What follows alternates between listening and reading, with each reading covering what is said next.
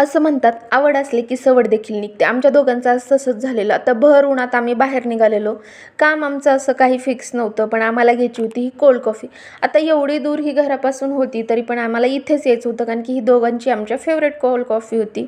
आता उन्हाळ्यात हे थंड पदार्थ प्यायला जरी बरे वाटत असले, तरी आपल्या मराठी माणसांच्या क्रेविंग्स या चमचमीत पदार्थ खाल्ल्याशिवाय काही पूर्ण होत नाही. त्याच्यामुळं हे दोन्ही पदार्थ आम्ही खाल्ले.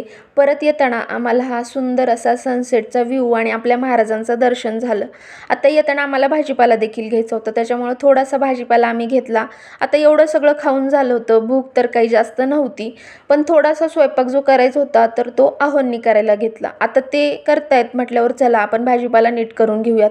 आता ही कोथिंबीर बघा, याच्याकडे बघून माझी आई तर म्हटली असती तू कोथिंबीर आणली आहे की गवत आणले म्हणून. असो, पण उन्हाळ्यात ताजी कोथिंबीर मिळणं मुश्किल, त्याच्यामुळं मी जशी आहे तशी ही कोथिंबीर घेतली आणि आता एकदा नीट केली म्हणजे आठवडाभर काही टेन्शन नाही. त्याच्यामुळे मी स्वच्छ भाजीपाला धुवून नीट करून ठेवला.